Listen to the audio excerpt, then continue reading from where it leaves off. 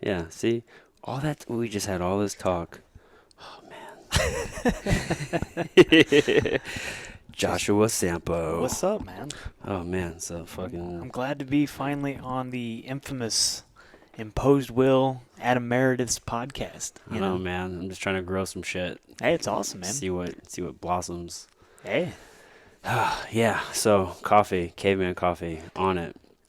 yeah. Dude, I want to actually, so it kind of ties into where I wanted to start with anyway, Okay. because I don't really know a whole lot about, what was Nevada life like, before you came to Missouri and, because I met you right, I mean, your senior year at Lindenwood, you're at the end of your wrestling career there, and, I kind of, I got to witness the transition into MMA, but like, I don't know any of it before. So like, what was life in Nevada on the farm like? Ooh, okay. So I grew up in a very unique situation. I tell people I'm from Vegas because if I told you my hometown, nobody would ever understand what Alamo, Nevada is like. But it's 98 miles north of Las Vegas. It's About called Alamona? Alamo. Alamo, okay. Alamo, like the Alamo. Okay, yep, Yeah, it's Alamo. Alamo. It's 98 miles north of Las Vegas, straight up a two-lane highway, literally one direction, the other direction. There's no stoplights. There's two gas stations, no bars, kind of Yeah, thing. I've Like been to places like super that. tiny. So there was 31 kids in my graduating class, and we were one of the largest. So my high school had a total of 106 kids, I believe. And that warranted like one high school for your area? Like they didn't like try to ship you to like a nearby town or anything like that? There's a town that's about 70 miles away, I believe. That was the closest one? Same county, but Okay. it's another high school. It's Okay. Lincoln County High Well, I School, mean, and we're 70 brand. miles is a big difference. It is, but they're like our biggest competitors Mm-hmm. because they're the two. They're a little bit bigger. They have three towns that combined into that one school, and then we're too far away. So we technically have two, maybe three small towns. Rachel, Nevada is another place. That's where Area 51 is very close to. Yeah. Little Alien, all that kind of cool stuff. Yeah, we talked about that Oh that yeah, bar, we'll, dude. we'll get more into it. Shit's about to get wild, man. The, It's the whole the whole country's going there soon. dude, yeah, it's crazy. And then there's another small little town called Heiko, but just there, I want to say just like rural farms. You know what I Yeah. mean? Not like a big neighborhoods Yeah. as you would see it like in areas like where we currently are in St. Louis, and then Alamo is where I grew up, and that was a big base. That's where the high school, the middle school, and the grade school all were located. But yeah, 106 kids. So and it's a huge Mormon town. It's like 98% Mormon. Oh. There's three churches in this small town. And The they're all whole Mormon? the whole valley. There's about 2,000 people. So I mean, super small. Yeah. Every kid plays sports, which is what kind of upset me was I found this out later. My old high school wrestling coach, awesome dude, never wrestled a day in his life, but he is an amazing coach. He kept us motivated. He kept us in shape. We watched technique videos. We tried to break it down as best he could, but he just lacked that experience factor of like, Yeah. like fighting through certain That adversities. matters in combat sports especially. Dude, it's ridiculous how much like once I got to college and like coaches that just kind of understood the sport of wrestling, but from just a different view. I mean, he's a great coach, and that guy, Brad Loveday was his name, and he was amazing. Any opportunity that we had, I didn't know about Fargo until I was a junior in high school. Oh, really? Fargo, I mean, like The biggest. the biggest. I was Yeah. like, this is amazing, and then wrestling is not that big in the state of Nevada. Right. With having, I mean, there's only like three major cities. There's Reno, there's Vegas, and then there's a city called Elko. Not a lot of people know about, but those are like the three major cities. It's not that prominent. Wrestling's not that big, but you have Chase Pammy, who wrestled for Cal Poly. He was a national finalist. You have Ryan Bader, who was on my national team. Yeah. He fights for Bellator now. Right. These guys are all on my national team, and they're high-level wrestlers. I think Ryan Bader like took third at NCAA's a couple years at Yeah, Arizona but State. ASU is a big school for wrestling, right? I mean, they got a pretty solid program, or no? Yeah, they do, but it's like they recruit from California, they recruit from Yeah. Arizona's huge in wrestling, which is crazy. But Yeah. but Nevada is like you don't hear about a high number of very competitive kids. Right. We have our few and far between. There's Skylar and Scott Woods, who both wrestle for the University of Oregon, and University of Oregon no longer has wrestling. Are they? I don't know those guys. Are they around your age? They're around my age, yeah. Okay. They wrestled for University of Oregon. I think they were All Americans. I don't remember, but now they're back and they're running high Yeah. schools out there, and they're just taking Oregon's over. not a program you hear a lot about when it comes to wrestling. It's frustrating that they dropped their program. They did, yeah. I think it was in early 2000s. 2000, no, not I early. remember hearing about that, but it was, but like back then, I mean, they had all that money. They do because they're like Nike is very associated with the University of Oregon. Yeah. If you get into that whole Steve Prefontaine and that whole Bobby Knight, I believe, was involved with. Maybe not. I don't know. I don't know, dude. I don't I know can't remember the names of the individuals, but Nike shoes, I think, was originated around the University of Oregon. Yeah, I think the owner went to school there, right? Something like that. Bobby Knight's a part of it. He has a book.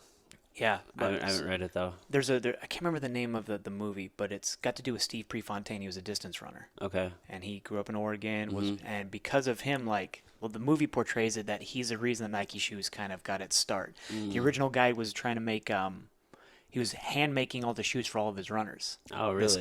This track coach at the University of Oregon. Hand making them. Hand making them. Oh, wow. Like he would make the soles of the shoes in his wife's waffle iron. Which was like, she kept getting mad at him because she was going through waffle irons like crazy, and he's like trying to find the right rubber combination to kind of cut down on weight. It's a process, dude, to make something.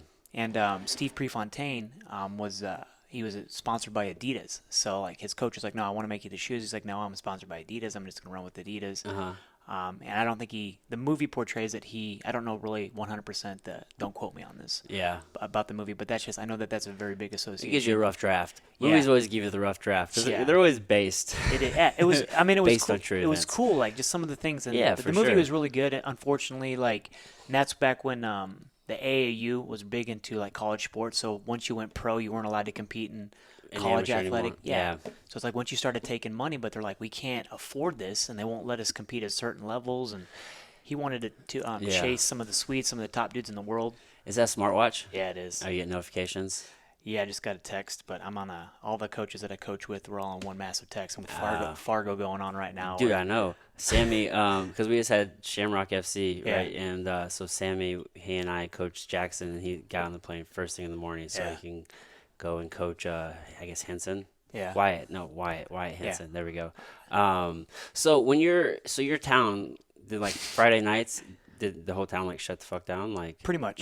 Well, pretty much everybody you know what I mean? was Friday Night Lights. Yeah, everybody was at the football games. Right. Football games were awesome. But our women's volleyball team is amazing as well. They've won multiple state championships. And I think up until about 2 years ago, my high school had the longest, at the time, current high school sports winning streak. Whoa. They were like 106 or 107 and 0 over a course of 6 or 7 seasons. Oh, those girls were savages. But then this was for football. This wasn't for that. For football. And people are like, oh, well, it's 8-man football. It's small town. They're only beating all these other farm schools and stuff. But they were traveling to California and competing against California schools and traveling all around. They lost that next season in the state finals. Oh, really? Which was unfortunate. But, I mean, that's still a pretty cool thing to have. Yeah. So they're playing with 8-man teams? To play 8-man football. Oh, okay. So like 7-on-7 essentially. Kind of, it's once you get to the outside, you're going for yards. So and since there's only about 30 kids on the team, you don't have full offense, full defense. You play Ironman. So we were in shape. Yeah. Well, I mean, you got to make do with what you got, and at least it provides kids with opportunities. It's better than not having a program. Yeah. So how'd you get into wrestling then? Well, my stature essentially forced me. It's going to limit your opportunities in certain sports. Middle school, I went up for the basketball team, and I got tired of working my butt off, working harder than everybody on the team, but it's just like genetics is against me. Yeah, you can only do so much. Yeah, I mean, there really wasn't a middle school wrestling. So, I mean, I started my freshman year, went up for the wrestling team and made it. And, I mean, because we never had a full lineup. Yeah. So, coach was like, we'll make it work. I think I was 78 pounds as a freshman, tiny little thing. Oh, man. Soaking wet. And I remember one tournament that we wrestled in, I walked in with all my clothes on, eating a sandwich, stepped on the scale, made weight. And another coach freaked out on my coach. He's like, no, he's got to weigh in his boxers because he was trying to say that there's a minimum. He's got to be a minimum of like 90 pounds in order to compete. And my coach is like... That's not true, is it? I don't think so. My coach argued with me. He's like, why? Why do you want him to weigh in his underwear? Just so like you can get him disqualified from beating the crap out of your kid? Right. So the refs were like, no, that's stupid. We're not going to make this kid strip down. Yeah. Weigh in. That's some weird thing. It always interests me how adult coaches will do something that it's... Who does that help? You know what I mean? Like you're trying to win, and I get it, but like at the end of the day, like I mean, these are kids here who are competing. Like let them compete. Yeah. I don't know. No college scholarship was gonna be handed out at this random hole in the wall tournament. Exactly. So what do you got to go? But for some people, I guess I used to say it whenever I had certain jobs. Like this is their White House. Like some people you just reach their fucking limit, man. Like maybe that's his White House. Like I don't know, man. Yeah. So you wrestled all 4 years, and how many? Yeah. I played football for 4 years, wrestled for 4 years, and then I ran track. So the kids the group of boys that I grew up with we played baseball, little league all together, but there was a core group of them were just phenomenal. Like they did summer league and everything, and Yeah. I just couldn't break that lineup either. So I was like, well, I'm gonna go do something over here. I can work again. Like I don't like working my butt off to just ride the bench. That's me, and that's why I loved wrestling because it was an individual sport. I could work Yeah. as hard as I wanted.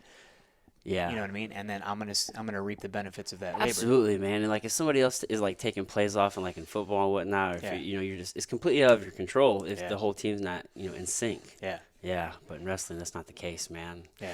But it's almost like a double-edged sword. I always did pretty well in high school, so I kind of got a little arrogant. I'm just like, well, me and my fucking partner, like we're winning all the fucking time. Like, why are you on my ass right now? Like, you need to be on their ass.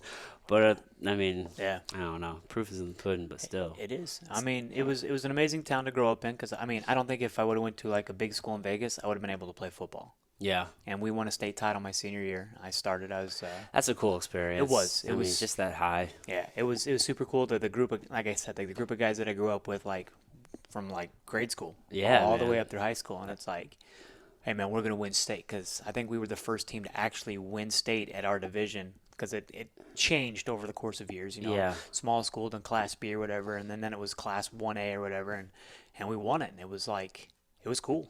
Dude, that's super cool. I mean, I think that sets a tone for it creates a mindset for sure. I think that will carry you through the rest of your life Yeah. because as like a group, like you guys like banded together and Yeah. you had this common goal and you worked towards it and you fucking achieved it. Like you believed. So Yeah. like it creates like, a belief in the power of belief. Yeah. Right? Which is what you talk about all the time. Like I remember your old church. So what did it say? Believe on that, right? Yep. See, I don't know, it just came to mind. But dude, that's huge. Yeah, you just it was cool. I mean, we won it in football, and then I won it in wrestling, and I was on the 4x1 relay team in track, and we won the state title. That was because some of the same guys I played football with, 4 podunk white boys. You know what I mean? Yeah. Not to speak of race or anything like that, but seriously, you look No, at us. for real, I We're gotcha. we're all farm grown. Yeah. You know what I mean? We're out there in the 4x1 relay in the state finals. We're the 3 seed. Well, at the end of the day, dude, black guys are fast. Let's just be honest. Yeah, it was ridiculous. So if you got four farm-bred white guys out there doing pretty well. It was crazy though because we're sitting there and you watch it. You're at this track meet and it's all divisions. It's the big schools all the way down to little schools are all held at one track tournament. Mm-hmm. It's not like individual kind of how it's spread out, which was super cool because you get to see those everybody. top level sprinters. Yeah, So those we're in kids this- going D1 and Yeah, so we're in the state finals. We're the 3 seed. We're like, oh cool, at least we might get a podium. Let's just see what happens. Let's just run our butt off. And I was the third leg. First guy, just everybody hung out, just ran as hard as they could. I got the baton, and it was the top 3 schools all handed off at the same time. oh, When I handed off to the fourth, or to our anchor, it was same thing. Bam, we're all neck and neck. The number 1 seed pulled his hamstring halfway down the final stretch, and I was like, "Is this happening? No way, whoa, dude!" It was like surreal. He pulls his hamstring, pulls up, and we're like, "So it's us and the number 2 team, and it's neck and neck." And they didn't announce the winner until the award ceremony. We thought we took second. We're all happy. And all of a sudden, they're like, "And state champions," and we're like, "No way did this happen." It was a photo finish. dude, 100th of a second. Our guy leaned in and got the win. Bro, your high school career was a movie.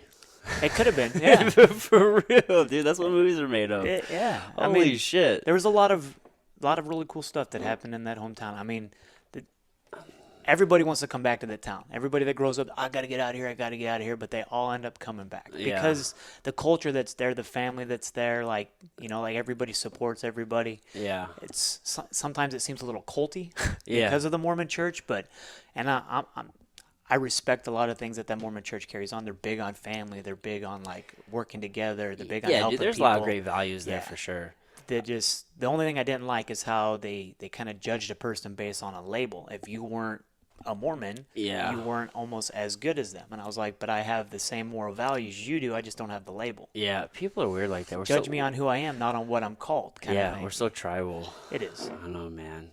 Dude, so how many times did you win state in wrestling? Twice. You're two- One of my junior and senior year. I took two-timer. third my sophomore year, but I lost my wrestle off to my workout partner. Either both of us, we were probably the top 2 6-pounders in the state. Yeah. And I lost my wrestle off, and so then I bumped to 12. He won it at 30 or at 6. It was 103 at the time. I bumped to 12 and lost to the state champ in the semis. Yeah. Battled back and took third. Dude, what you guys didn't know is that your town is actually like on a TV show this whole time. It's like the fucking Truman Show. Sometimes that's how it feels like. There's always an accident. You can't get out of the town kind of thing. Dude, well, I mean, you're right there next to Area 51. Yeah.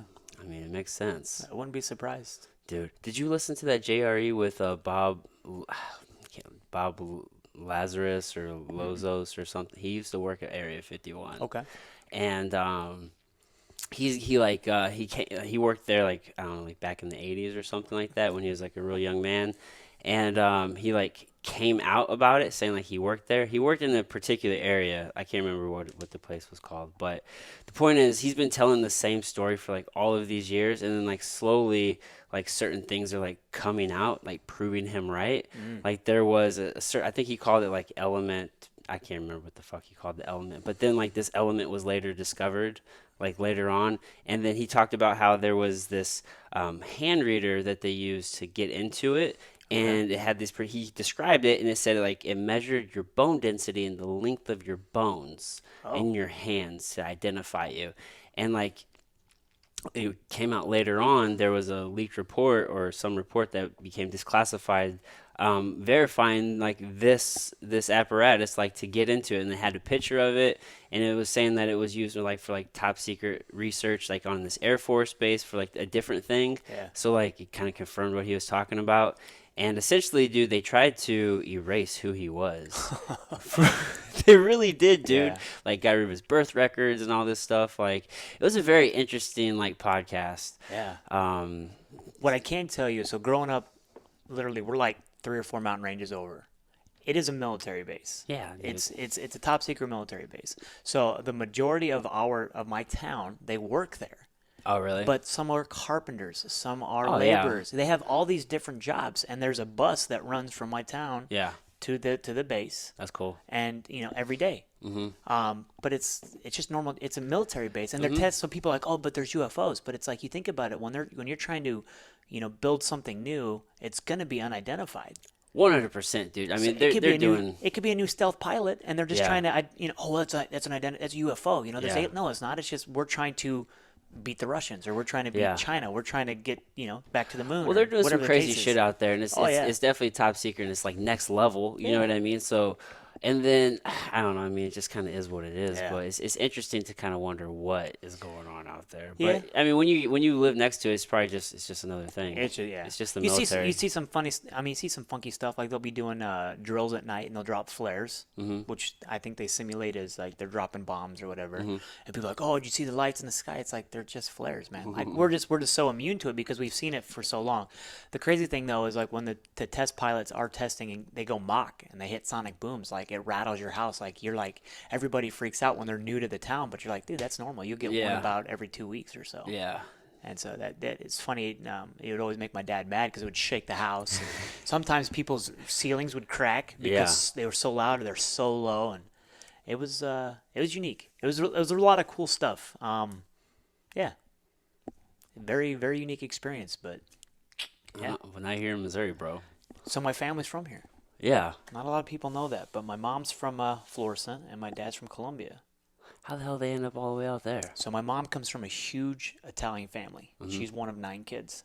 Oh, and wow. she's the oldest, and she got tired of the big family, like always in. I don't want to say always in her business, but with her being oldest, like Italians are very like a tight knit unit. Yeah. You know what I mean? So. and so she kind of wanted to get away from the family. My dad was a cop in Columbia when my mom was going to school in Columbia. And so she was a waitress to pay her bills, and cop in a waitress story. She kind of was like, all right, I'm done with this state, and moved to Vegas. Dad followed, and Yeah, man. the rest is history. They Wow. set up roots and Found a nice little piece of land just outside of Vegas. yeah. Well, yeah, there's a lot of like little towns that are kind of outside of Vegas, and they went to one called Tonopah, and I'm so glad they didn't stay there because the women there just, I think they're more manly than the men. Oh, really? I make that joke all the time, but it's like it's a huge mining town. A lot of people don't know about the state of Nevada. Like, it was really the state motto is the Silver State, because there was a lot of silver mines and tungsten mines. Okay. A lot of mining goes on in Nevada. I did not know I that. believe there's still some active mines further north. Yeah, there is some mines that silver was one of the big exports. I believe tungsten is one as well.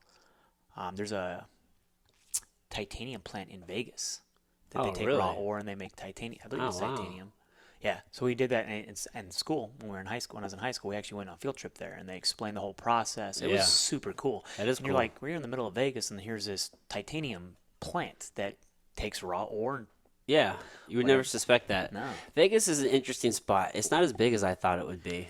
yeah, it gets old though. Oh, It gets old dude. real fast. I couldn't do it. It's not my speed. I mean, it was fun. Like the time that going last year for Worlds, we had a great time. Yeah. But like that is not my speed. I was fucking wrecked when I Yeah. got home, bro. Yeah, it's like it gets old after about 2 weeks, and there's so many cool things outside of Vegas around the city that a lot of people don't know about. There's Mount Charleston. Yeah. There's the Hoover Dam, and then below the dam, if you're big into outdoor stuff, That's the stuff to explore. dude, that's the cool stuff. And like growing up there my entire life, I really didn't know a lot about that. So when I was in college, I'd stay with a buddy that lived in Vegas. I'd live with him during the summers. I'd work construction, and he's like, "Hey, let's go hiking." I was like, "All right, cool." And his brother would take us right below the dam. We would hike. It's like a mile through this massive canyon, and then you get down to the Colorado River.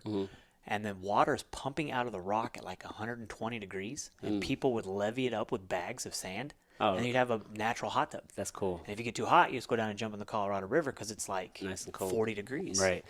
Just Yeah. super cool stuff like that. Yeah, they have really good nature in Nevada. There is. That was the one thing I didn't really do while I was there. I wish I would have I should have just. I realize now when I travel, it's better to just get a rental car. Yeah. Because it just allows you to be mobile and you can go and explore and different things. Like I've tried to take the cheap route and just Uber here and there, but it just you don't get the same experience No. because you can't go and explore. So I wish I would have done that so I could have went and checked out some of the nature and whatnot. Did you hunt sheep there? They do have bighorn sheep, but Nevada's a lottery draw. So you have to put in for a tag. You're not guaranteed. There's a point system if you don't get tags, but it's and bighorn sheep. It's you have to up till probably about 5 years ago. You had to take a class to learn how to age them because you could only shoot one that was an older age. And Yeah. it's based on how many. There's little rings on their horns. Yeah. And based on how many rings tells you the age of them, and that has to be minimum of, for argument's sake, say 20 rings. And if you shoot one that's 18 rings, like that's considered illegal. It's too early. They could take your house. They can take your truck. Oh wow. There's a lot of big implications for Yeah. illegally taking an Yeah. animal. People don't understand how much goes into like conservation and hunting. Like there's this whole stereotype of just like the stupid hillbilly hunter. Yeah. And like I hate that stereotype because it's so not true. Like Yeah. hunters are the biggest conservationists and they're Yeah. very intelligent for the most part. I mean, there's always exceptions, right? There is. But There's always one or two bad apples that shoot more than they're supposed to or Yeah. out of season. But they have those regulations. Being a science teacher as well. Yeah. I mean, I've explained this to the kids. Like, that's how they keep things in check. Mm-hmm. Because if we let them get rampant, then the population's going to end up getting diseased and then kill them, Yeah, or they're gonna wander into highways and people's yards and different things. It's like nobody wants fucking deer and bear in their backyard. Like, Yeah. it sounds cool, but nobody really wants Bambi in their backyard. No.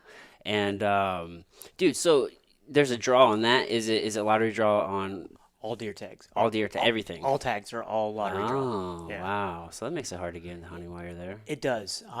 But like I said, you acquire. And the thing is like you're only allowed to, the states broke up into certain areas. So one area, say like is area 10. You can hunt area 10, but for this month, that's what your tag's for.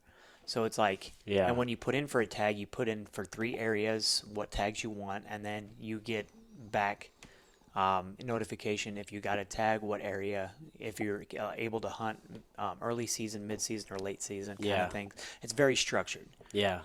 But there's the wildlife is crazy out there, and I just found out my buddy still lives out there. My best friend does, and he said that moose are moving down from Idaho. Oh, really? So he said probably within the next like 5 to 10 years they're going to start having moose tags, That'd be cool. which is crazy. I don't think they're the massive big moose like you have up in Alaska, but still a moose is crazy. Even a small moose has a lot of meat. Yeah.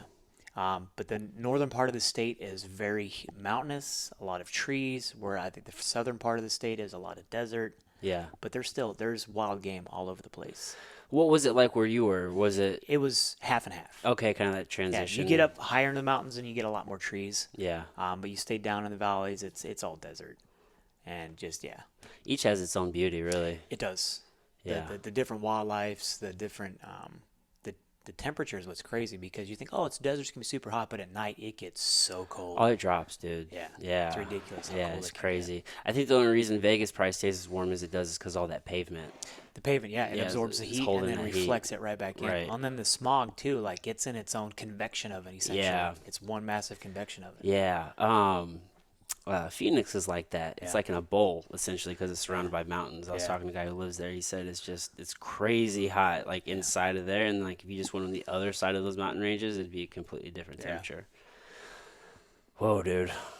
Do you prefer to bow hunt or do you prefer like does it matter what kind of hunting do you do? Do you I- like hunt rifle hunting or I just want to hunt. I just like getting out in nature and Yeah. enjoying it. And it's not always about getting a deer. It's about experiencing all of that. It just being entails. out there, man? Yeah. So I got a bow because probably got a bow about 3-4 years ago, and I haven't thrown an arrow at a deer yet.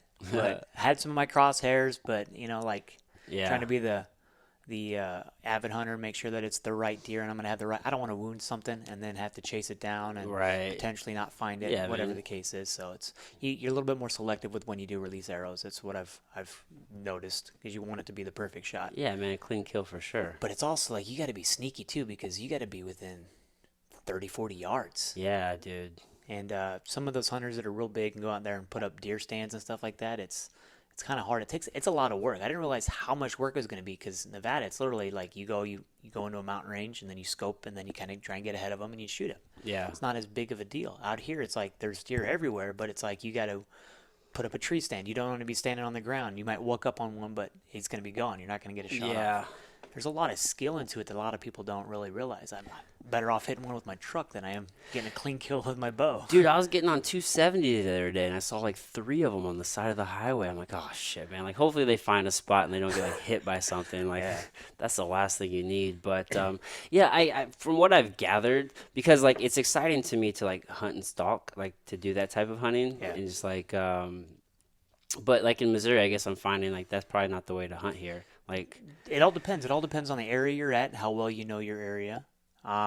And how quiet you can be. Like I've noticed because of the land type, the branches, the trees, Yeah. the leaves, all that stuff. It's like it's hard to be quiet. It's go hard barefoot, bro. It's hard to sneak up on a deer. Yeah. You think go barefoot until you're walking through like. That's what Rogan says, dude. Just put the socks on, go barefoot. Dude, I walk barefoot everywhere. I probably get away Oh, with it. man, maybe, man. Get a I big think stick through your foot. yeah, or just the mosquitoes, man. Those are what's pretty bad too. Yeah. But it's and so Nevada as well. One of the benefits is like a huge majority of the state is BLM land, Bureau of Land Management. So Okay. it's all public land. Whereas Missouri, it's mostly private land, and then there's certain areas which are conservation areas that are public land you can Yeah. hunt on. A lot of them have rules. There's a place right down by Chesterfield Mall that's Howe Island. The whole island is conservation area, but you can only bow hunt on it. You can't rifle hunt on it. Oh, For I can safety dig that though. I like bow hunting. Same here, but there's only one access. There's only one access road into the island. So it's like most hunters aren't going to go walking 3 miles into this island and then think about if they do drop a deer, then they got to pack that thing all the way back. Yeah. There's a lot of thought, you know what I mean? So it's like, Man. do I need a game cart? What do I need? Yeah. And I actually saw an old timer, this old guy, ride a pedal bike out there. He had a 10-speed with big old huge tires on it. And I was like, that's a smart man right there because he took all of his gear out Yeah. and he could have carried everything back Just out. look what the old people are doing, Man, man. it's- yeah. For real. Because they've been around. They've learned the tricks. Yeah. They're going to do what's most efficient for them. Yeah. That's the move. There's some monsters that's been taken off of that island. Really? Dude, there's monsters everywhere. Oh, man. I really got to get a bow and start Yeah. hunting, dude. It adds up, though, man. It gets expensive. It does. Just all the little, like, I'm such a gearhead, whether it's electronics or it doesn't matter what it is, dude. Yeah. Like, I just love it. and it can be the same thing with bows. Yeah, I scored pretty good on Craigslist. I was just, constantly on there, and I found a bow. Yep. And the guy just had shoulder surgery, so he couldn't shoot anymore. Right. And so he sold the whole package. It was arrows, release, everything for like $250. That's a great deal. Yeah, case and everything. I was like, man, this is. But then you gotta get camos. I already have all that for rifle hunting now. So. Exactly. See, you already had some gear for hunting. Yeah. You start slowly accumulating these Yeah. things over time. Like I'm started from ground one. It's like, all right, man, I gotta get like cold gear. What if I want to hunt in the summer? I gotta get warm gear or in the fall. Like, So cold gear, I guarantee you already have it. You already got. I got a lot of it. Yeah. You got a lot of Under Armour stuff, right? Yeah. Yeah, that's your cold gear. Like Yeah. it doesn't have to be camo. But Because it's underneath. It could be but bright I want some purple. camo stuff for the top though, Oh, right? for the top, yeah. Yeah, You want a right. jacket. So I gotta get some of that. So you only need, pants and a jacket Some and boots. Yeah. Some good boots, bro. Your boots are, it's waterproof, too. Yeah, dude. Those Yeah. things get expensive, man. They do. But you'll Yeah. find deals, you know what Oh I mean? yeah. Yeah.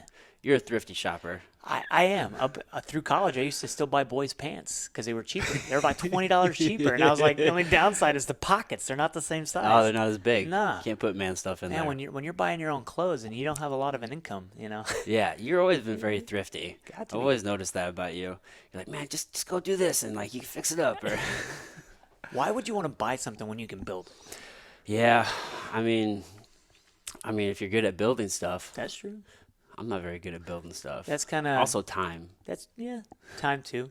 I mean, so as much growing up was back to Alamo, I guess you could say. I guess that my childhood really kind of gave me a different perspective on life, because my parents, they worked their butt off. You know what I mean? I was frustrated in the fact that they weren't at a lot of my sports games and stuff like that. But then later in life, you sit back, you're like, they were doing that to provide me the opportunity to go do that stuff. Yeah. As much as I was kind of like, man, all my friends' parents are here and mine aren't, but they're out working to let me. To give me Yeah. the opportunity.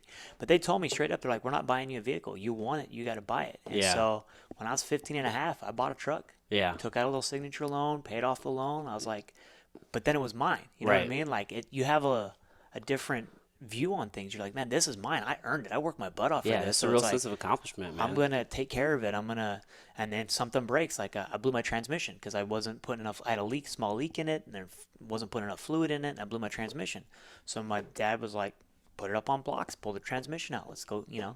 he made me do all the work. Yeah. He directed me, but it was like, this is what you have to do next. Okay, cool. Yeah. And I'd get up at like 5 a.m. out there with a headlamp and overalls working on my truck. Yeah, dude. I had to use the time that I had. Well, that's a good skill, man, because it teaches you the process, right? Anything like you can figure out anything. Yeah. And whether I've learned this like as I think it's a good like business lesson even like there's so much value in like the inefficient things like doing things the hard way. Oh, I mean, you learn things and it just brings more value. Yeah. In many different ways. So I mean, that's a fantastic skill to have. So because of stuff like that, like just being able to fix stuff on the fly, understanding how something works, then, okay, I've got to do this.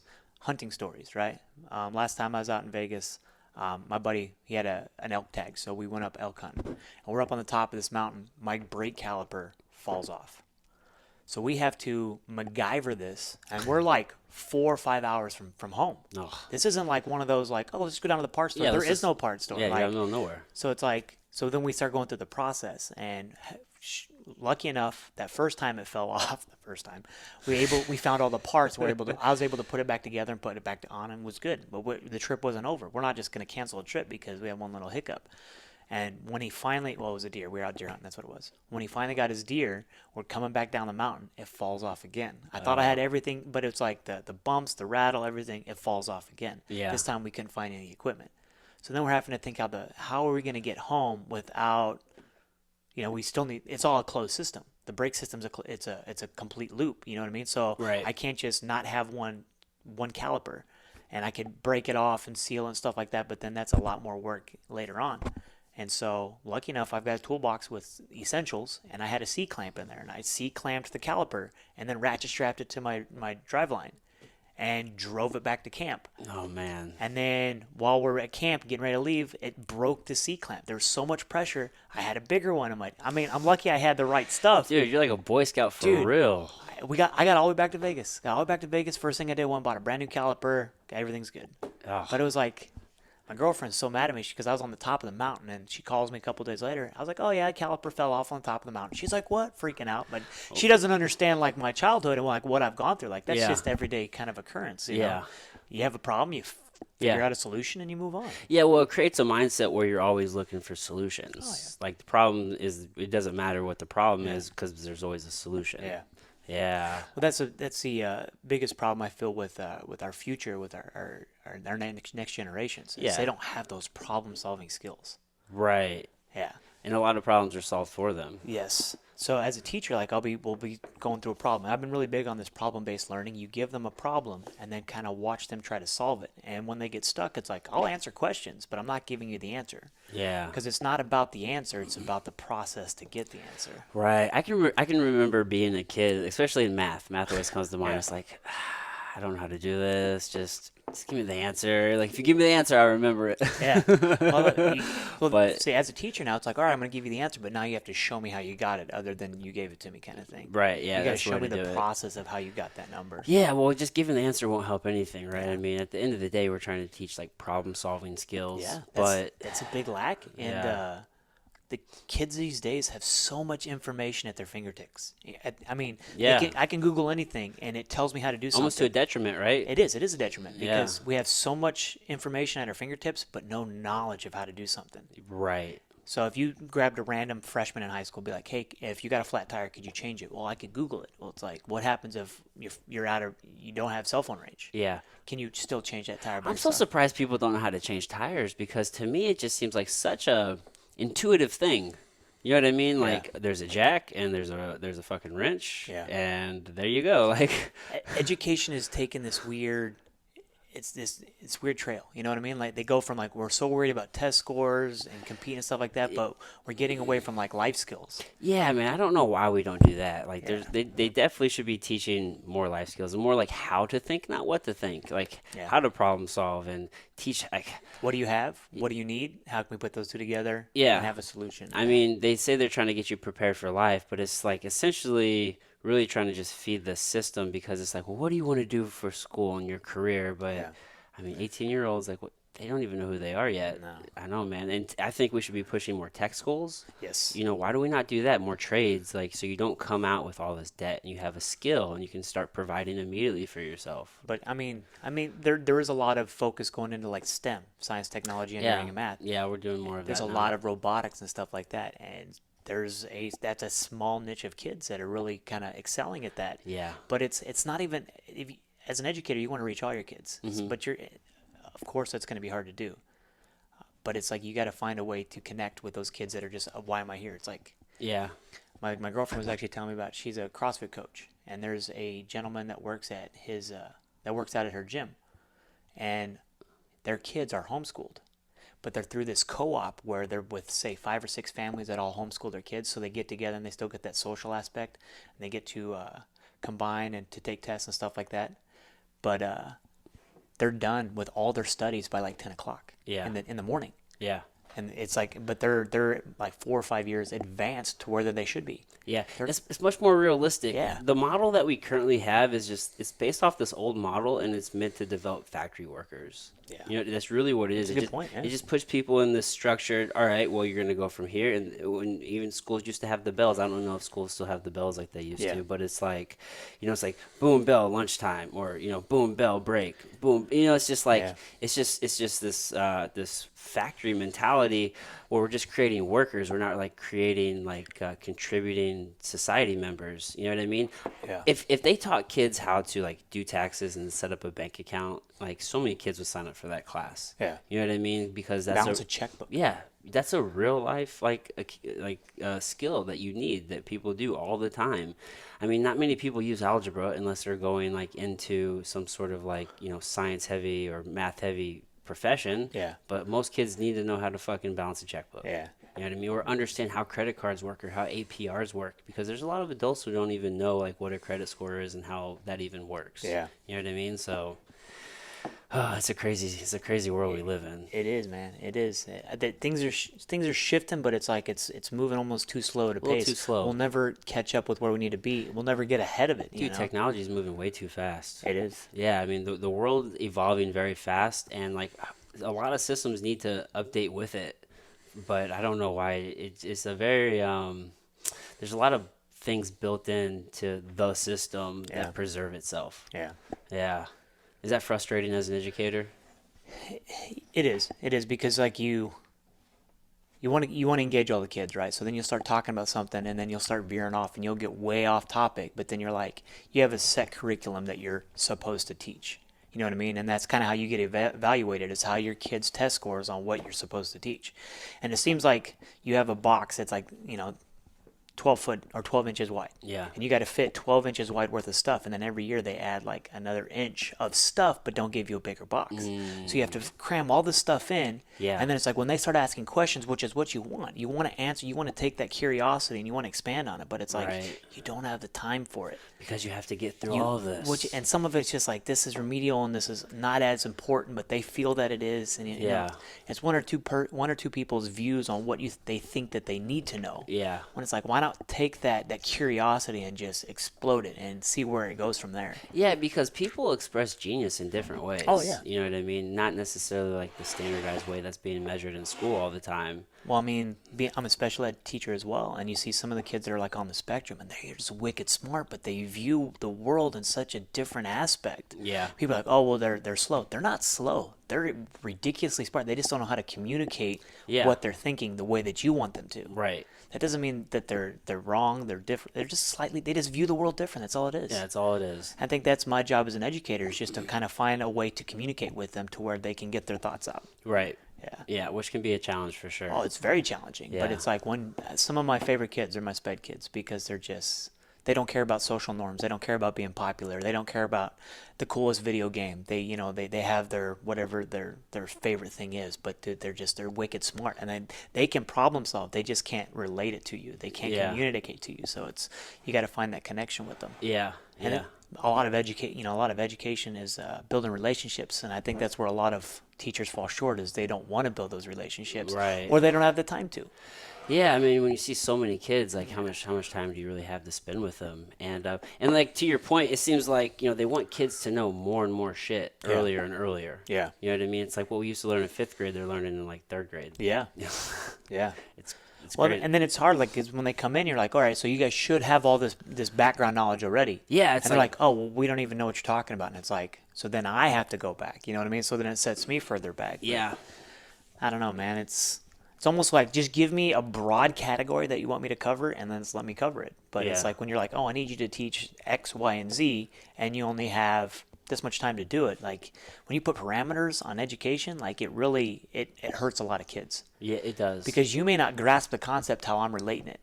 So then I have to find a different way to relate it to you. But like all of a sudden, oh, the bell's out, now you got to go. And it's like I had that chance, that opportunity, that window opened up just enough. Yeah. But I couldn't get the information through. Right. And now that he left, the window's closed and locked. Now I got to find a way to pick the lock to open it back up to try and get that information back to him. It's a constant. Well, and it shouldn't fall entirely like on the teacher. But I it mean, does. It does often. Yeah. But I mean, there should definitely be things going on at home. I know even like during the summer, like I'm making my kids read every day. Yeah. Like they hate me for it. They're like, why do I need to do this? Addison's like, it's so boring. I'm like, I don't care if it's boring. Like read for 15, 20 minutes. Yeah. Like just do it. Like Yeah. you need to like maintain these skills. And I try to take them to like museums and different things and just try to like broaden their horizons. Obviously not every kid is able to like do that during the summer. Yeah. But I mean, parents have to take some sort of responsibility. They do, and that's you just hit the nail on the head. That's kind of one of our biggest problems, is like we're acting the parent part, and trying to be the teacher. And it's kind of hard because then they're not getting reinforced at home. So you're fighting a losing battle. I know the struggle. I mean, I see it in kids jiu-jitsu, Yeah. and I need to get my ass back in there. Like I've kind of like slowed down with like helping coaching over the summer, but parents will bring their kids in there expecting us to discipline their kids, but it's like, hey man, we only see them 3 hours a week. Yeah. Like you need to reinforce this, and you need to set these standards whenever they're not with us, because even if they are behaving while they're in jiu-jitsu, it doesn't matter if we're not there. Yeah. You know what I mean? So The worst are the parents that enable it. You know Yeah. what I mean? Like there was a couple students that parents would be like, well, you as a teacher are bullying my kid. It's like, I want the best for your kid. I want your kid to have all these ideas and creations and to make it super far. Yeah. But I'm not going to let them disrespect me or any other student or hinder kids from learning. Right. That's the worst thing as a teacher, is when other kids are hindering learning in that environment. It's like, if you don't want to learn, that's your choice, because you're 13 now. Like, you have the choice that you can sit here and try and learn from me, or try and understand and ask questions, or you can just disrupt the environment. If that's the case, then I just need you to be quiet and sit there. If not, then get out of my classroom, because you're keeping the 35 other kids from learning, because I'm constantly have to direct you and your behavior. Yeah. And it's frustrating, but the parents just, when they don't see that, they're just, oh, you're picking on my kid. It's like, no, I want your kid to be successful. But when they get in real life, and I tell them that all the time, it's like, when you're out there in real life, if you don't follow the instructions of a police officer, things aren't going to go your way. Right. You don't obey the laws, things aren't going to go your way. Like, what are we teaching them if we let them slide constantly, time and time again? It's like, they're going to think that's how life is. Oh, I can just keep sliding. It's like, no, you're going to. No, there are consequences to your actions, and you have to own them. And that was probably the biggest thing that I learned from like my mentors and administrators, is like, you let them, you remind them that they have the choice. They have the choice to follow expectations, or they have the choice to not, and then there's going to be consequences. There's always a reaction or a consequence to every question or every decision they make. It can be positive or it could be negative. Right. So they're the ones that has to make that choice. So you can quickly weigh the pros and cons, but it's When you get real-time feedback. You do. It's like, hey, here's your choice. Your choice is to sit down, be quiet, and learn. Yeah. Your choice is to keep causing a scene, and we're going to go down to the principal's office. Right. Like, yeah.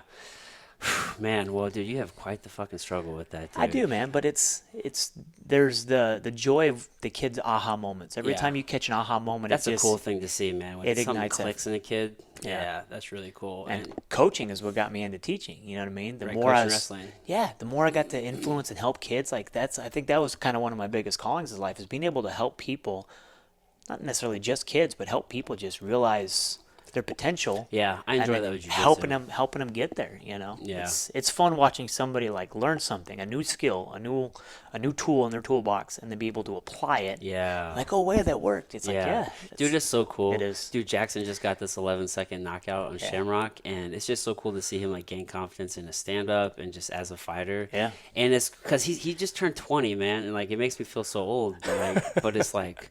I remember that. Like, I remember, like, those early days and, like, those early feelings. And it's like, fuck, dude. Like, it's cool to see somebody else live that. And I know exactly what they're experiencing. So then when he does make it to the big leagues, it's like, do you remember that 11-second knockout? Remember that feeling? Yeah. Yeah, dude. He's definitely going to make it. I feel like with this kid, it's like win, not if. Yeah. He's got the work ethic. He's got the mindset, support. dude. Yeah, he's going to be a killer. So what do your kids think of you fighting? I mean, you got one coming up, man.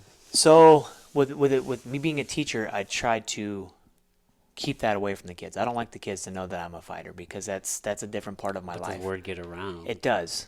So one of our old teammates, Rocky Vircher, works with me, and so he'll use that. He's like, hey, you guys know that Coach, Sampo's a fighter, and then I'll start getting questions, and then the kids start Googling me, and then then more questions, and it's like just Google monster. It's good to build relationships with kids, but it can also be bad, because then it takes focus off the whole point we're there, and that's to coach them through science. Right. And I tell them that all the time. It's like, I'm not your teacher.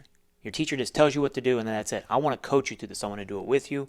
I want you to grasp a concept, and then let's build on that. Right. So I want to be your coach. I want to coach you through science, and so that works with a lot of them.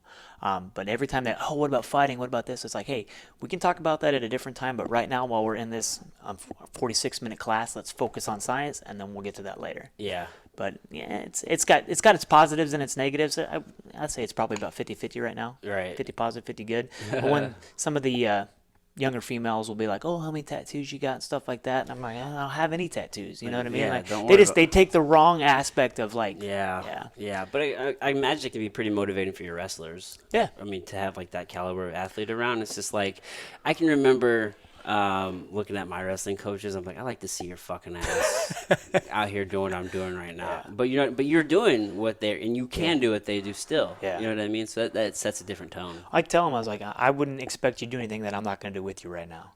Right. I mean, I remember that in college. It's like having a coach just tell you to run is a lot harder to get mad at him than a coach that's running with you. Right. When the coach is doing the same thing you're doing or trying to out sprint you, like, it's easier to motivate you. Yeah, it's like he's doing it too. Exactly. Yeah. So I always like that too. And coaches like, we're pushing me, but they're pushing me by leading by example instead of just telling me. Right. And there's too many bosses that are just telling people what to do instead of doing it with them. Yeah, I And the mean, difference between a leader and a boss tells you what to do, a leader does it with you. 100%, man. Yeah, so That's the big difference for sure. yeah, trying to explain to those kids, it's about, I'm gonna do it with you. I want to push you to be better. I want the best for you. Like no matter, and the thing is like I want the best for you, and how I'm gonna get it out of you, it may not be how you see me getting it out of you. Yeah. So sometimes I'm gonna be the asshole. I'm going to push you to where you Yeah. want to punch me, but it's like it's going to push you through that wall where you don't think you can go anymore. Yeah, dude, they'll respect you later for that. I mean, and that's what it means to really care about somebody, Yeah. like to hold them accountable, Yeah. even whenever they don't necessarily like it or understand it, because you may not have the perspective at the moment, but you will get the Yeah. you'll understand later on. I can't remember where I heard it, but I heard it saying, it may have been on a song or one of those motivational videos, but it's like, give your kids what they need, not what they want. 100%. Because what they want is they want an easy practice, they want to go Yeah. drink a milkshake, and then want to go to bed or play video games. Yeah. I was like, but that's not going to help them win that state title. That's not going to help them get to that next level. Right. It's like, so I'm going to give you what you need. And it Yeah. may come across as me just being an asshole or me beating the piss out of you. Oh but yeah. there's a Connor Flynn he's a starter for Mizzou right now. He's a 65-pound starter. He's an awesome kid. And he came back and was working with our kids. And I love when alumni comes back and works with our high school kids. And You coached them all through high school, right? Yeah. For all 4 years. yeah, and then I asked him, I go, hey, what is one of the biggest memories that you remember from Francis Howell? And he was like, my freshman year, you wouldn't let me leave practice till I got away from you. And he hyperventilated. Like, I wasn't doing Oh, anything. that one is full panic attack. Yeah, he went full panic attack. I was like, I want that to happen here in the room and not out there on the competition mat. Oh, You see yeah. the difference? I go, now you see that you can break through that wall. Like, you understand what that feels like, and we're not going to get there when it comes competition time. Yeah. And he's like, okay, I get that. The fact that he brought that up in front of all these kids was like, yeah, when Sampo overwhelmed me. And I was like, really? That was one of your memories? Like, yeah, because it's like, from that point forward, I knew that nobody was going to break me like that. Yeah, that set the tone for his entire career, Yeah. his entire life. Yeah, he's doing great. He's Yeah. a great kid. I've had one of those experiences. This is my junior year. So it was Jeremy Hudson. Do you remember when Warrensburg came and wrestled Lindenwood? Yeah. And then I can't remember his name. He had a very funky style of wrestling from Lindenwood. Creeper. Yeah, Creeper. He beat my boy.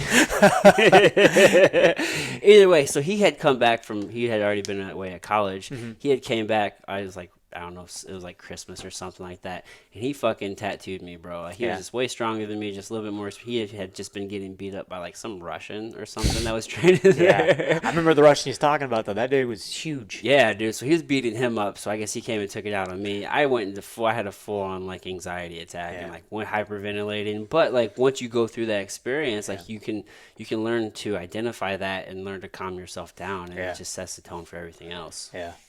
Yeah, I tell the kids all the time, it's like, I want you to get exhausted in here so you will never be exhausted in that 6 minutes. Yeah. And they just like, well, that makes no sense. It's like, I was also blessed to have a kid. He actually is wrestling for the University of Maryville University right now.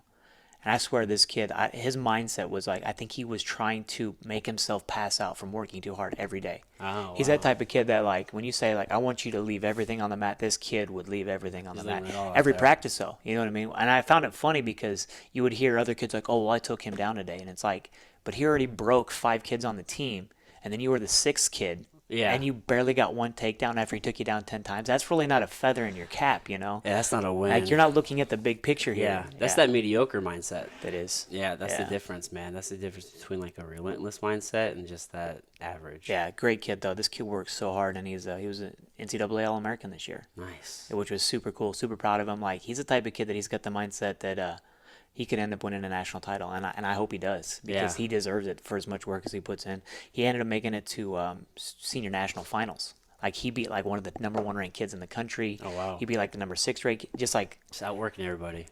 yeah. And the thing is because he never stops. He's constantly in your face. Yeah. I love the kid, great kid, and so glad that he's getting an education for it too. So every kid's like, well, I want to be a pro fighter. I want to do this. It's like, well, what's your fallback plan? You know what I mean? And he's just like, I just want to be the best wrestler I can be. And I love that. And so now he's getting a college education because of his hard work ethic. Yeah. So it's good. That's cool, man. I mean, it's definitely important to to have the understanding that even if you do pursue, like a professional career, whatever that is, like Yeah. in fighting or whatnot. I mean, but like it's important to understand that like this isn't forever. Yeah. Right. I mean, it can feel like forever. I mean, you see a lot of athletes make a lot of money in a Yeah. short time, but then they just lose it. But that percentage that makes that big chunks of change, that's like 2% of the Yeah, it's not very population. many people. Yeah, it's like, so what's your fallback plan?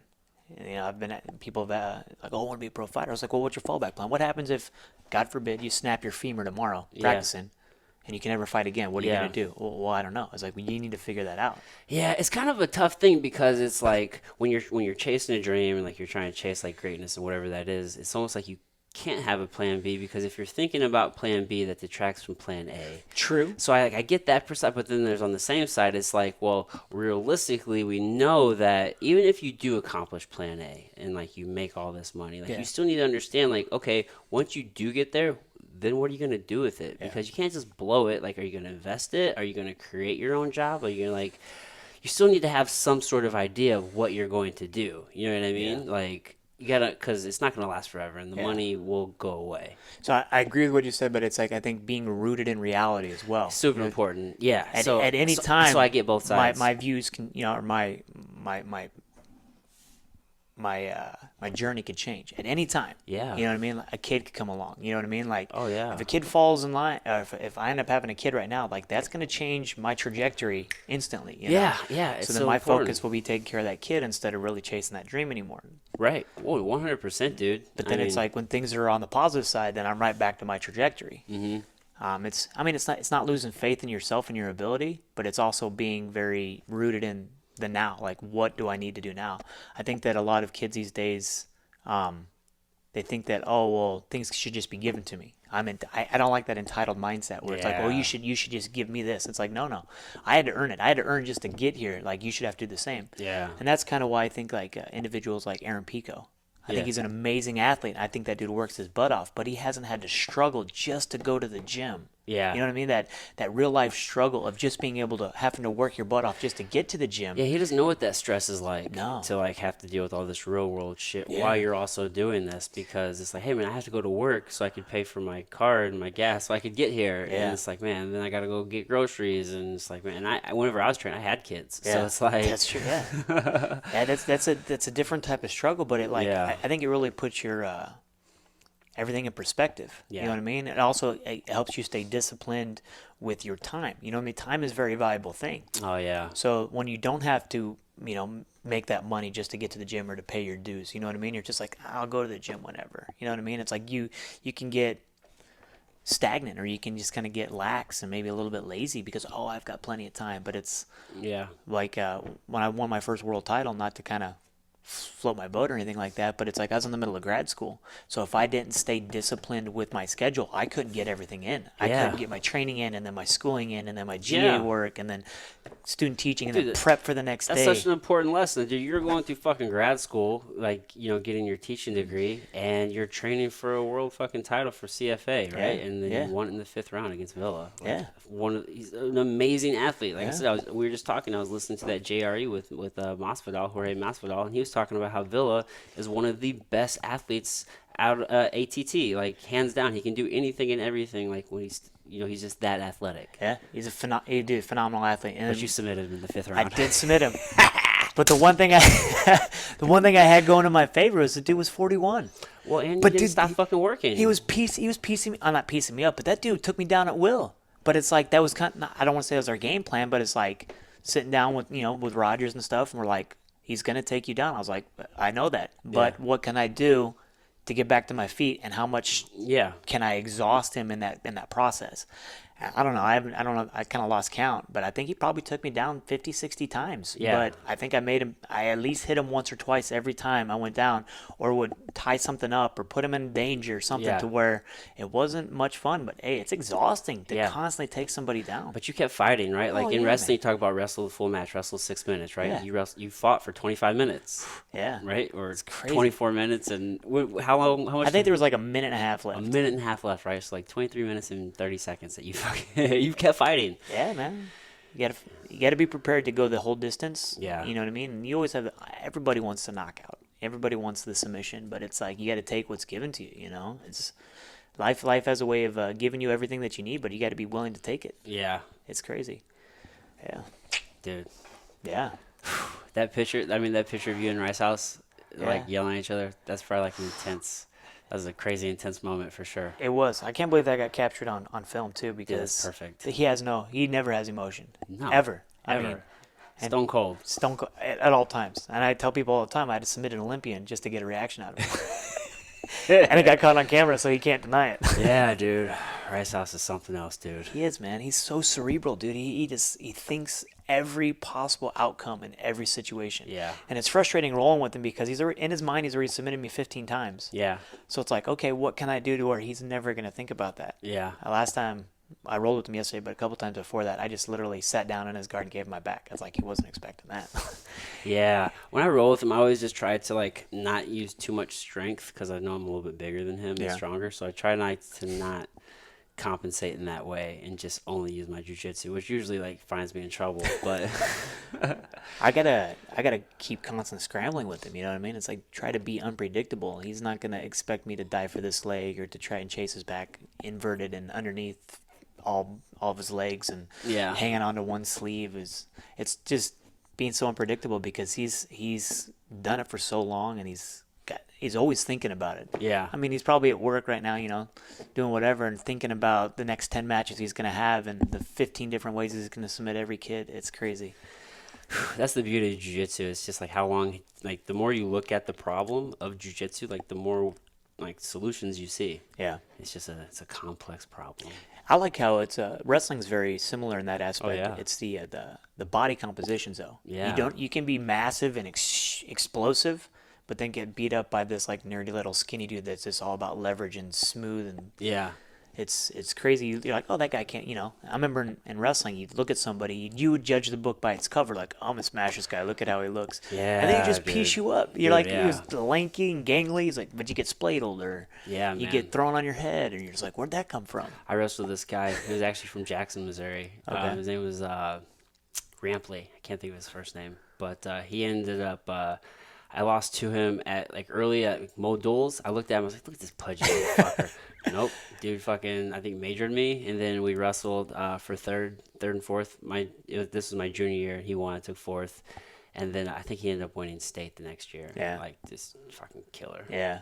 It's a good lesson to learn. Hopefully, learn it early. Like, never judge the book. You know what I mean? Never, like, dude. The skill set is always hidden. You know, Yeah. you never know what their toolbox looks like. You're just like, oh, well, he's got skinny legs, and Yeah. you know, he's not built like much, but dude could have a gas tank on him that just never stops. Yeah. Well, dude, I learned that especially with Quentin O'Brien. Yeah. Because if you look at Quentin, dude, like he's a little bit bigger now. Yeah. But like, I remember whenever I first met him, I was like, he doesn't look like much, but he was a fucking killer, dude. Yeah.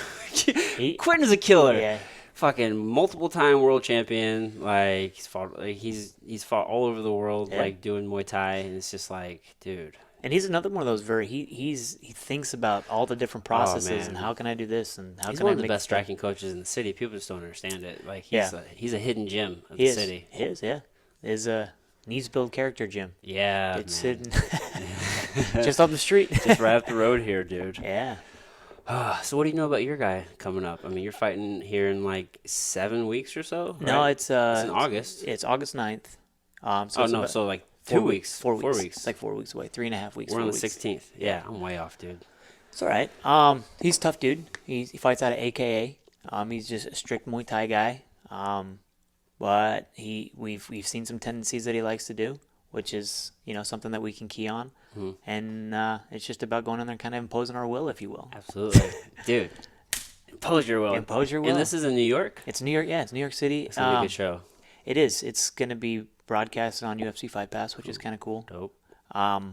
And we're the main event, which Oh. I don't like because it's like you have to wait all day. Dude, hurry up and wait. Yeah, you got to get there like 2:00, and then you don't fight till 2 in the morning. It's Dude, your like- whole day is consumed for this 6-minute fight. Yeah, no, 9-minute it's fight. 15 minutes. 15 minutes? It's 5 3-minute rounds. Oh, they're doing so 5 threes. Okay, yeah. Yeah. So your whole day is consumed for essentially, well, if you went for the 20, let's say 20 minutes of your Yeah. day. Yeah, exactly. Yeah, Your whole day is consumed for that 20 minutes. it's crazy. So I fight that Friday, and then school starts for me that Monday. I mean, I couldn't. Yeah, couldn't have planned it any better. Time works out. Yeah. Yeah, because you're not going to take any fights during school year, right? No, my whole focus is on the kids, and then when Yeah. wrestling season starts, it's all about the kids. You know what I Yeah. mean? People, I made that mistake once I got signed to the UFC. I took my second fight, and it was the same weekend as the state tournament, and my whole mind was just in Colombia thinking about my kids. Not that I was prepared and ready to fight, but I was just like, man, why was I selfish in this? You know what I mean? Like, I can always fight, and like I should have just told the UFC, like, I want this fight. Let's just do it on a different card, because I should have been in Colombia with my kids that've been busting their butt for me all year. You know, it's like I got a little selfish there.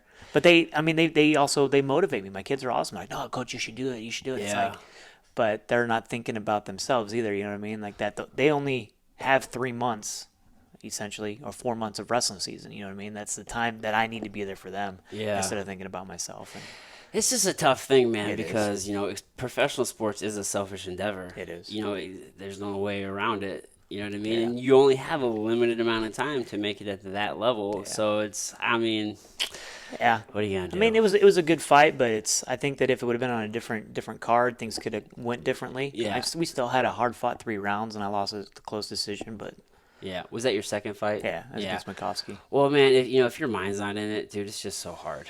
It is. I can't say that my mind wasn't in it. I just could have been more in it. Right, but if it's not 100% there, if Yeah. there's even like if it's somewhere else, like even Yeah. remotely, and he's no fucking joke, dude. Makovsky was a bad man. Yeah, still is, man. I think he's Yeah. fighting for ACA now, and I think he just had surgery.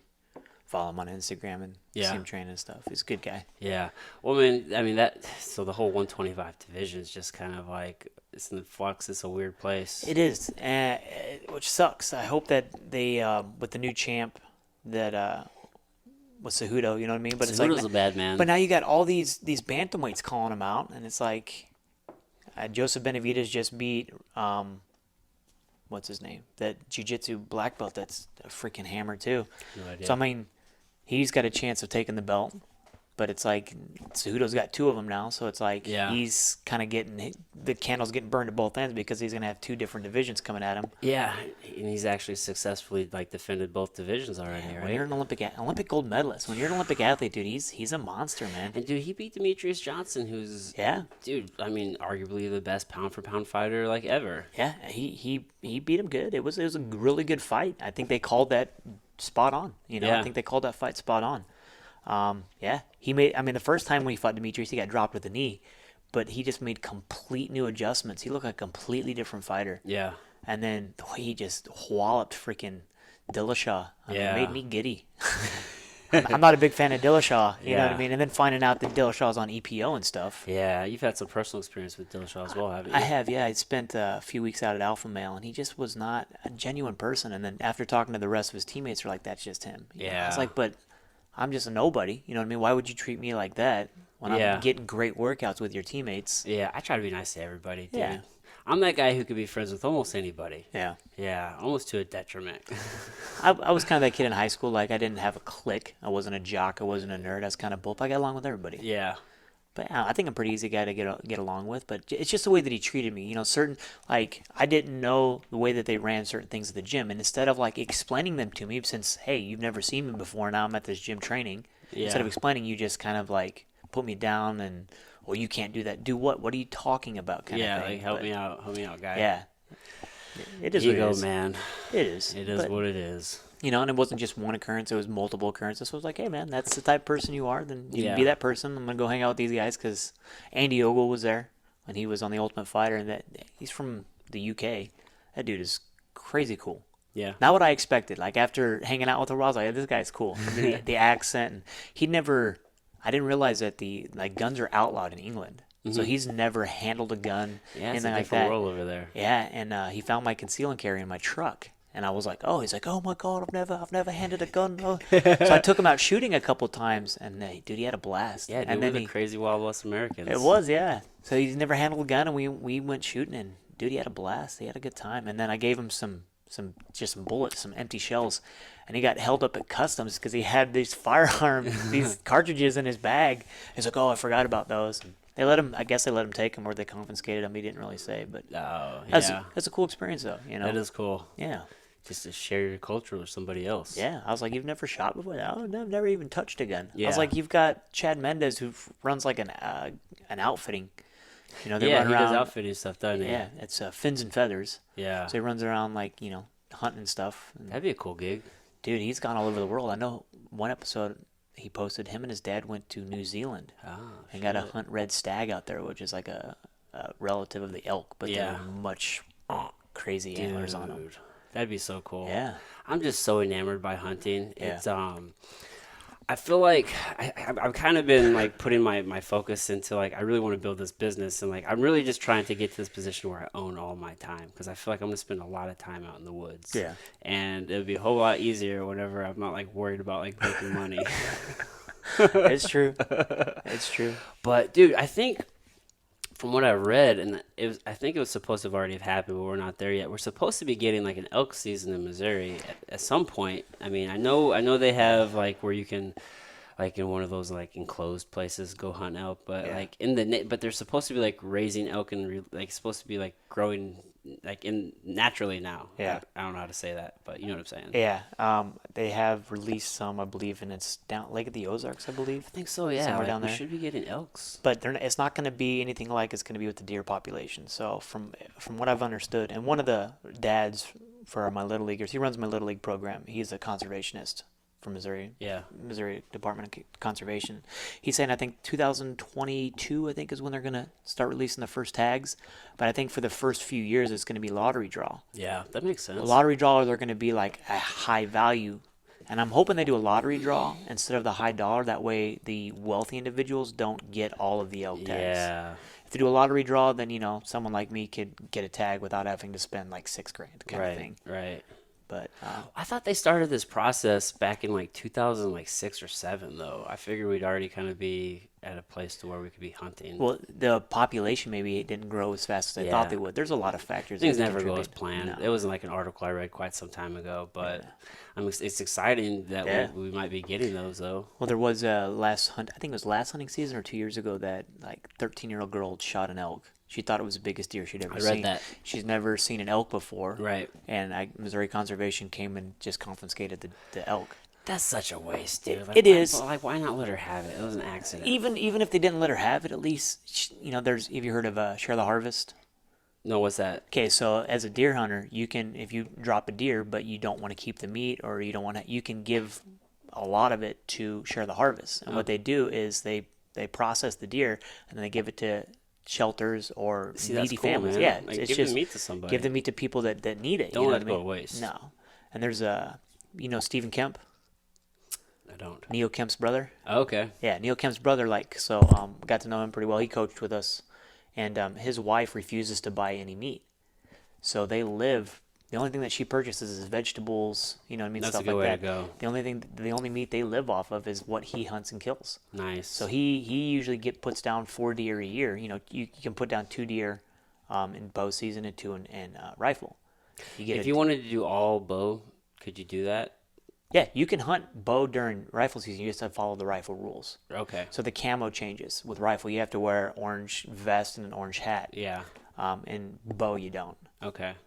I mean, because Because you don't want to get shot by some of. There's not a lot of smart hunters out there. You know what I mean? Some of the newbies, like they just see movement, they just start pulling triggers. Yeah. Which is unfortunate. So That is unfortunate. you talk to some hunters, you see them out there with like an AK-47. You're like, what do you need 30 shots for? Like the rule is you're only supposed to have three rounds in your clip.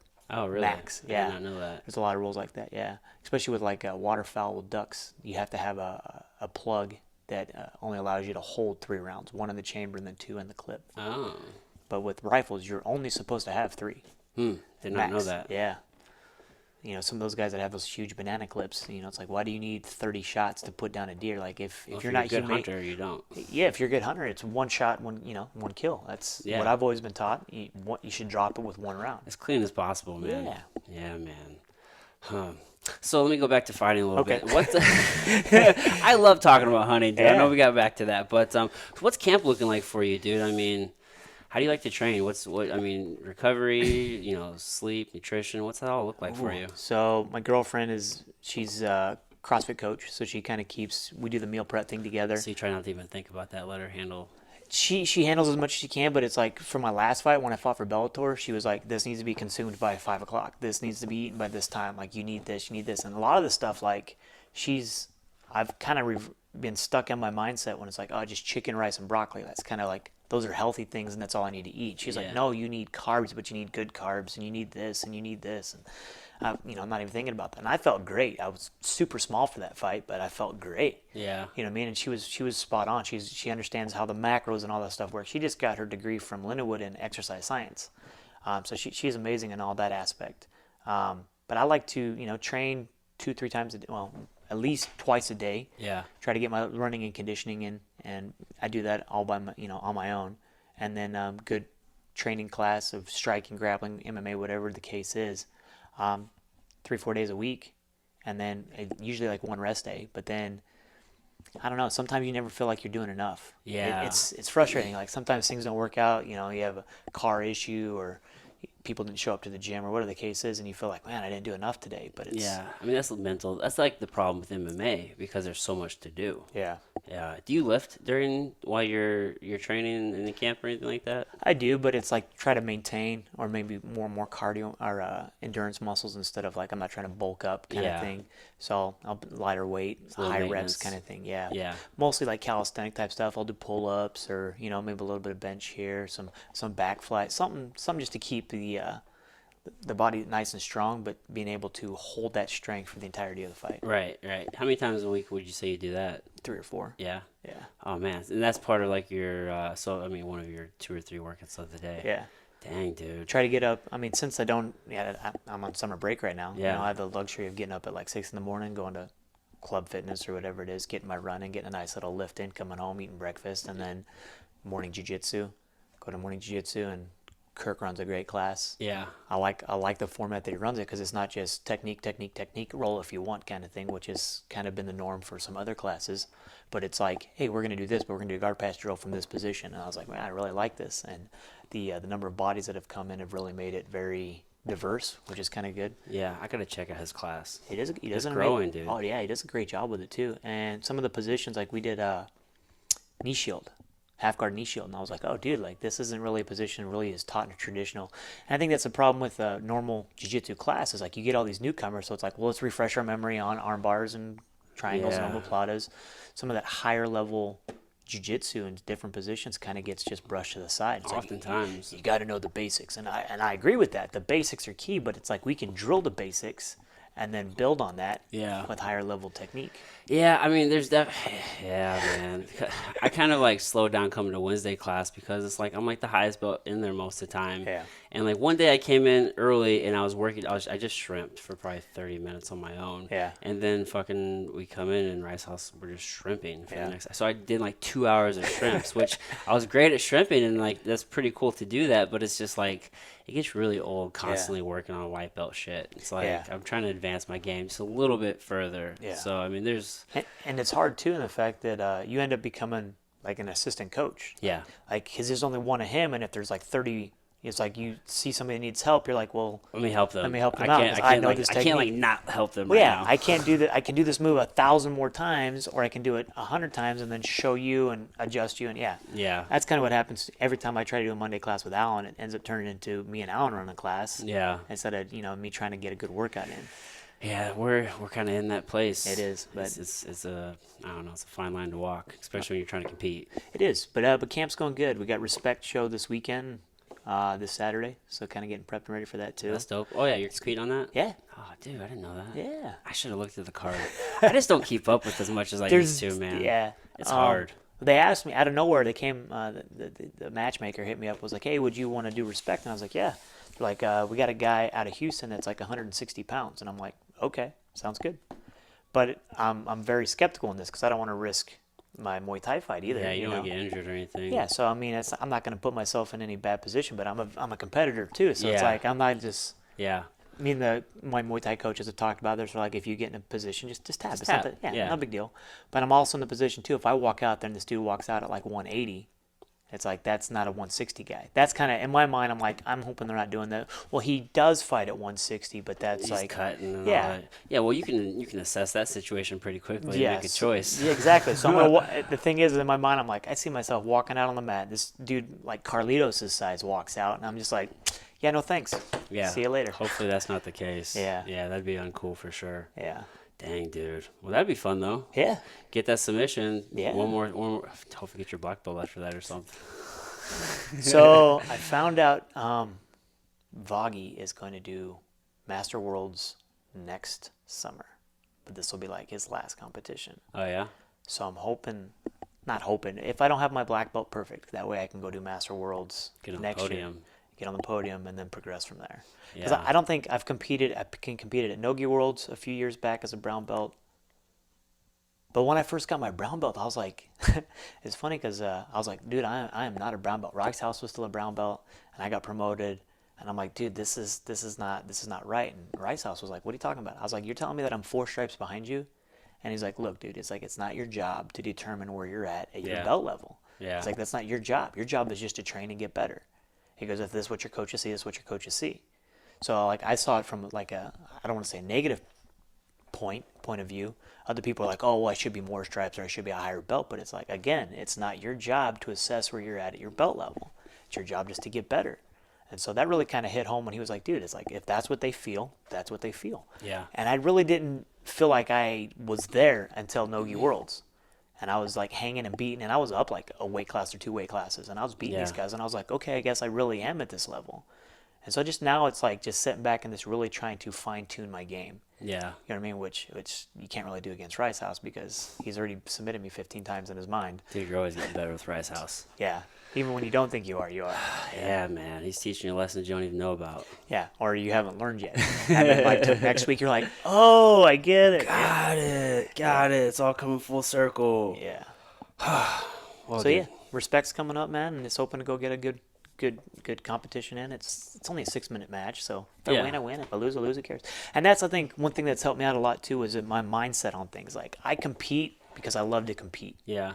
Like so, this Muay Thai fight. Like of course I want to win, but my whole focus isn't I gotta win. I was like, I'm going out there just to touch this dude's face, kick him in the head, like just throw my combos. I'm focusing on the little things, not the end result. Yeah. Because I think that's something that all fighters and all competitors fall back into is we're so worried about the outcome and not what it takes to get to that outcome. Yeah. Do I have my best rolls and I just focus on just like being in good position, make sure I'm getting underhooks, make sure like just the little things. Yeah. When those are on point, everything else comes like it just comes naturally. Yeah. And then we got that sub 5 tournament coming up in August or September. Yeah, I'm hoping that happens, man. I thought the parameters of that have changed. I thought it was gonna be 5-on-5 at one time. I was like, sweet, this is so cool. Royal Rumble. That's seriously what I thought it was gonna turn into. Bro. I was like, Carlito's throwing me at him, kind of thing. You know what I mean? Me on Carlito's shoulder choking people. That's what I thought was gonna be kind of happening, you know. But then they're like, no, it's like a dual meet. It's like quintet. Yeah, I was like, that's not as cool. Yeah. We'll make happen. I know Kyle Watson's team has I think it's Kyle Watson, Nick Sanders, Josh McKinney, All black belts. yeah, Jeff Scholes and one other person, like all black belts. Gotcha. Our team is like all like brown belt. We had 3 brown belts and 2 purple belts. Yeah. Oh wow. Hey, you know. It'll be fun. Yeah, it will be fun. It'll be fun. Well, dude, man, we've been talking for a little bit now. Let's wrap this up. Okay. This has been so much fun, though, dude. Yeah. We'll have to do this again. For sure. Yeah. I'm gonna turn the floor over to you. If there's anything that you want to plug, sponsors, things coming up, if you want to plug your socials, you're not a you're not an advertiser, dude. You don't like to talk about yourself. I don't like talking about myself, man. But you said that in the gym the other day. And I was like, man, I think he's right. yeah. I've lived my life. I enjoy it, but it's not always about me. It's about sharing my knowledge. Well, That's we were what I just like to talking about, dude. You felt bad about pursuing your career as a fighter at the highest level, the UFC. Yeah. Because you missed help coaching your kids, dude. Like 'Cause that's where your heart is. It is helping man. others. It is. It's enjoyable to help someone else succeed. So, wrestling and then, like everything we talk about, like focusing on little things. Like it's when I talk to my kids and they're asking me questions, how do I get over this hump? And it's like, dude, literally, like I'm speaking to them, but back to myself. You know what I mean? It's like it's funny how everything I say to them, I'm like listening. I'm like, am I really saying this? Because I need to like listen to myself talk here. Oh yeah. I had a kid that came out this year. He transferred over from a private school. I wish I would have had this kid more than just 1 year. We grew so much in 1 year. It's like what we could have done in like 2 to 3 years. Yeah. And unfortunately, state tournament in the quarterfinals, we get caught. We're wrestling, scramble happens, we get caught on our back, we get pinned. And like it was heartbreaking for me because I was like, this kid, we were doing 2-3 extra workouts a week. Like, he'd call me up. Like, that's the thing is I tell all my kids, I go, I think I saw you working with that kid over Christmas I break. tell my kids, all my kids this. I was like, I'm a resource that you can utilize. It's a phone call. I have access to mats at all times. And he's one of 3 kids that have ever taken up on that. One is Nick McGee, who's like my little brother. I got a freshman kid that he's going to be a sophomore this year who's hit me up on it. He's going to be a monster. And then this last kid, Eric Lovelace. So we're meeting at the gym. We're working out. This kid works so hard. I mean, Dad's really into it. Dad wrestled for Mizzou as well. Okay. And he's like, I have to win a state title. And so I asked him, I was like, are you going to be enough without that medal? Are you enough without the state medal? Because if you're not enough without it, you'll never be enough with it. Right. And that's a quote I heard from a movie, but it's like it's so true. It's like it's a piece of metal that's got some letters on it. Like, that defines who you are as a person. I go, no.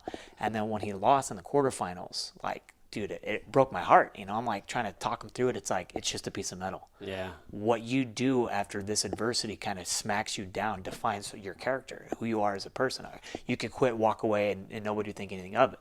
But the way he battled back, and then he had to wrestle that kid for third, and he smashed him. I was like, that I think was a better ending. I mean, we would have loved to have wrestled in the state finals, but the kid that he would have wrestled, I honestly feel, and I still feel this, like, if he would have wrestled Jeremiah Reno from Liberty in the state finals, he would have beat him. But that was his focus the whole time. His focus wasn't the match in front of him. He wasn't present in that moment. Yeah. Which I think that happens to a lot of people. We're so focused on where we want to be instead of what we're dealing with. Yeah, man, you look over like the immediate obstacle for that other thing. Yeah. Yeah. And it's just a lapse in judgment, you know what I mean? But he battled back like a true warrior, That matters. Adversity. I was like, dude, Wrestlebacks suck. That's going to carry more dividends in life, is being able to battle back from that than winning a state title. Yeah. I go, because there's a guy that we both wrestled with or both know pretty well. I go, never won a high school state title, but he's got 2 national championships. Is that Dickman? No. Oh, Diefenbach. Diefenbach, man. I tell the story about Diefenbach all the time, man, and these kids are like, what? I go, yeah, there's a guy. He's in this gym right now because he coaches at Marquette. Oh, okay. I was like, this guy was like the number 1 seed all 4 years, like was a phenomenal high school wrestler, just couldn't put it together in the state tournament, never won a state title. Yeah. I go, but he beats Mark Perry in Iowa his senior year while he was wrestling for Oklahoma State, won 2 national titles at Lindenwood, was a 3-time national finalist. I go, the dude's he's a monster. Was a monster, dude. Yeah. I was like, it's like, so if that doesn't speak dividends of just hard work and constantly pushing, then I don't know what will. Dude, Sanchez didn't do shit in high school. Ended up being an All-American. I think he won nationals. No, Andrew Sanchez? Yeah, Andrew Sanchez. I think he won it twice. In college, in high school? No, in college. Yeah, in college. Yeah, so 2-time national champion, right? Yeah, 3-time finalist, 2-time champ, I believe. Didn't even place in high school ever. That's crazy. You know what I mean? It's just being around the right people pushing you, motivating you. So yeah. But yeah. All right. See, we're gonna just keep kind of talking. We're just gonna keep running. Yeah. off, Well, so. you don't have to promote anybody if you don't want to. I'm just saying that you shine light on other people. If you want to follow the sponsors or Gremlin, something? if you want to follow the Gremlin, my Instagram is MMA Gremlin. Yeah. And then I'm gonna put it in the show notes anyway. Okay, that's cool. And then my Twitter is Sampo MMA. Okay. Are you on Twitter much? It's funny because I use all my social media just to promote my wrestlers and fights. That's pretty much all. Like, I don't try to get too much into any debates or anything like that, but it's like I just retweet my kids and their success. Yeah. And then post some stuff about fights or anything like that. Yeah, that's coming cool. up. Just keep sharing positivity, man. Yeah, and my dogs. That's about it. Yeah. Oh, dude. Well, I'll put this in the show notes, man. Dude, this has been such a good time, Josh. Appreciate it, man. Thanks for having me on. All right, brother. Well, everybody, until next time.